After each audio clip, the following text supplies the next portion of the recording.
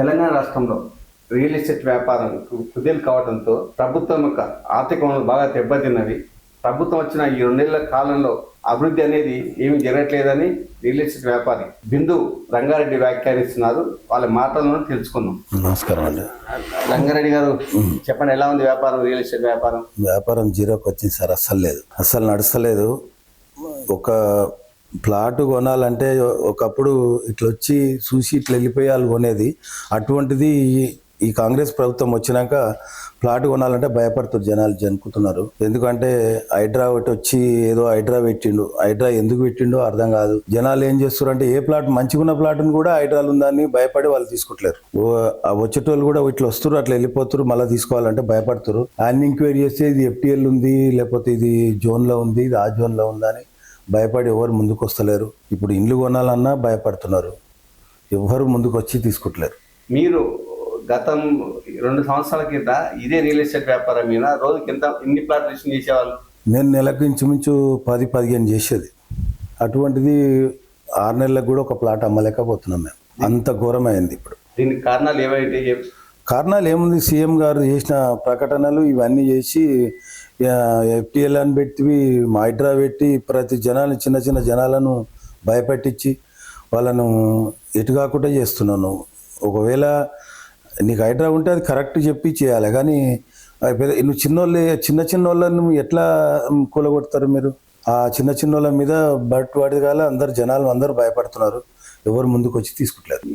Real estate ఎన్ని కుటుంబాలు కాదు సార్, మొత్తం ఒక్క ఇంట్లో 4 ఉంటే 4 రియల్ ఎస్టేటే చేస్తారు. ఆ 4 మీద దాని మీదనే ఆధారపడే వాళ్ళు ఉన్నారు. ప్రతి ఒక్కరు రియల్ ఎస్టేటే చేస్తారు. చేయలేనుడు ఎవరు లేడు. ఏ ఇంటికి చేసినప్పుడు రియల్ ఎస్టేటే వెళ్తాడు. అదే 10 రూపాయలు దొరుకుతాయి కదా, చేస్తే ఇది వస్తుంది కదా అని చెప్పి అనుకుంటారు. ప్రతిదీ ఇప్పుడు రియల్ ఎస్టేట్ ఉంటేనే ప్రతి బిజినెస్ ఉంటుంది సార్, లేకపోతే ఏ బిజినెస్ నడవదు. రియల్ ఎస్టేట్ లేకపోతే ఏ బిజినెస్ నడవదు. అంత జీరో అయిపోయింది, అంత ఘోరంగా తయారైంది. ఇప్పుడు గవర్నమెంట్ ఫ్యూచర్ సిటీ అని చెప్పి మీకు దగ్గర ప్రాంతాల్లో ఫ్యూచర్ సిటీ నిర్మిస్తుంది కదా, దాని ప్రభావంతో పాటు ఇన్నర్ రింగ్ రోడ్ డెవలప్మెంట్ అవుతుంది. ఈ టైప్లో కూడా రియల్ ఎస్టేట్ వ్యాపారం పుంజుకునే అవకాశాలు ఏం కనిపించావా? వాళ్ళ స్వార్థం కొరకు చేస్తుంటారు. అది మనకు వచ్చేది కాదు, పోయేది కాదు. జనాలు ఆల్రెడీ భయం, నువ్వు జనాలలో భయం పెట్టేసినావు. నువ్వు ఇన్నర్ రింగ్ రోడ్ తెచ్చినా, ఏ రోడ్ పోయినా కానీ ఏడ ఏమవుతుంది అనేది భయపడి ఒక ప్లాట్ కొంటలేరు ఎవరు. మీ స్వార్థం కొరకు, మీ కొరకు మీరు రియల్ ఎస్టేట్, మీరు రంగంలోకి దిగి మీరు ఏదో అన్ని భూములు కొని రియల్ ఎస్టేట్ చేసి మీ దాంట్లోకి రోడ్డు పెట్టుకొని ఇవన్నీ చేస్తున్నారు తప్ప మీ స్వార్థం కొరకు చేస్తారు కదా. జనాలకు ఎవరికి ఉపయోగపడేది లేదాడ. ఇంకోటండి, ఈ రియల్ ఎస్టేట్ వ్యాపారం స్తంభించిపోవడం వల్ల అనేక మంది కొంచెం అప్పులో ఊబిలో ఇరుక్కున్నట్టు కూరుకుపోయారు. అలాంటివి మీ దృష్టికి ఏమన్నాయా? మీ దగ్గర వివరాలు ఉన్నాయా? ఈ శిబిరం అంటే సార్, ఇప్పుడు ఏదన్నా పని చేయాలంటే కూడా రియల్ ఎస్టేట్ ఉంటేనే ఏదన్నా, ఇప్పుడు చిన్నది ఏదన్నా నేను చేయాలనుకున్నా ఏదైనా వస్తుంది దీని మీద అనేది కూడా. మేము కొన్న ప్లాట్ మళ్ళీ అమ్మాలంటే పోతలేవు, అంత భయపడుతున్నారు జనాలు కొనాలంటే. మేము తీసుకున్న రేటు తీసుకుందాం, ఇవాళ 10,000 గజం తీసుకున్నామంటే 10,000 కూడా అడుగుతలేరు ఎవరు. 5,000, 7,000, 8,000, 10,000 ఇస్తా, 5,000 ఇస్తామని అడుగుతున్నారు. అంత ఘోరంగా చేసినావు ఇవాళ రియల్ ఎస్టేట్. ఏ సీఎం చేయలే ఇంత ఘోరం, ఏ సీఎం చేయలే అంత ఘోరంగా చేసినావు. నువ్వు వచ్చి చేసేంలా నువ్వు చూసి నువ్వు చేస్తా అంటున్నావు, కానీ ఏం చేస్తావు చెప్పు? నీ స్వార్థం కొరకు, మీ స్వార్థం కొరకు చేసుకుంటారు తప్ప జనాలకు మాత్రం ఎవరికి ఉపయోగపడేది అయితే లేదు. దీనికి అంటే రియల్ ఎస్టేట్ వ్యాపారం పుంజుకోవాలంటే ప్రభుత్వానికి మీరు ఏం సలహాలు ఇస్తారు? ఈ హైడ్రా అనేది తీసేయాలి. హైడ్రా ఎక్కడ ఉన్నదో అక్కడ పెట్టు. ఫలానా దగ్గర ఫలానా సర్వే నెంబర్ ఈ హైడ్రా ఉంది, ఈ హైడ్రాలో కొనదు అని చెప్పి పెట్టు. కానీ నువ్వు ప్రతిదీ వచ్చి హైడ్రా మొత్తం బీక్ పడేస్తుంటే ఎవడొచ్చుకుంటాడు చెప్పండి? ఈ ఫలానా ఏరియా ఈ సర్వే నెంబర్లకు ఇది ఉంది, నువ్వు ఫస్ట్ చెరువులది, నువ్వు ఊరి ఏ విలేజ్లో ఏ చెరువులు ఉన్నాయి ఆ చెరువులకు నువ్వు బౌండరీ వేసి ఇది FTL ఉందని చెప్పి బౌండరీ వేసి పెట్టేసి.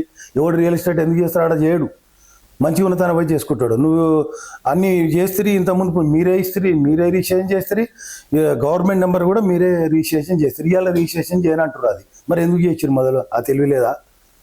ఇప్పుడు ఇవాళ వచ్చి కొత్తగా వచ్చి హైడ్రాలు పెట్టి ఎంతమందిని మోసం చేస్తారు, ఇట్లా ఎంతమందిని ముంచుతారు, ఎంతమంది జనాలు ఎంతమంది ఆగమవుతారు. మీరు ఎందుకు పెట్టారు? మరి అటువంటి పెట్టే లేకుంటారు. ఇప్పటికైనా నేను ఇప్పుడు కూడా చెప్తున్నా, రియల్ ఎస్టేట్ బాగుపడాలంటే ప్రతి ఒక్క విలేజ్లో వచ్చి నువ్వు ఇగో ఈ విలేజ్లో ఈ చెరువు ఉంది, ఈ చెరువులకు ఇగో ఇంత ఈడ ఇది లేదు, ఇది దీనికి అద్దుబందు పెట్టి మీరు ఏదైనా చేయాలి. ఓకే, రంగారెడ్డి చెప్తున్నట్టు రంగారెడ్డి సూచనలు ప్రభుత్వం పాటిస్తే కొంత మేలు జరిగే అవకాశం ఉంది. రంగారెడ్డి ఏమంటారంటే ముందు ప్రజలను అవేర్ చేసి ఆ గ్రామ పంచాయతీ ఉన్న చెరువులను వాటిని లికౌట్ చేసి నోటీస్ చేయమంటున్నారు. ఇచ్చి అక్కడ కొనొద్దని మెసేజ్ ఇస్తే ఎవరు కొనరు, అప్పుడు రియల్ ఎస్టేట్ మళ్ళీ పొందుకుంటుందనే అభిప్రాయం రంగారెడ్డి వ్యక్తం చేశారు.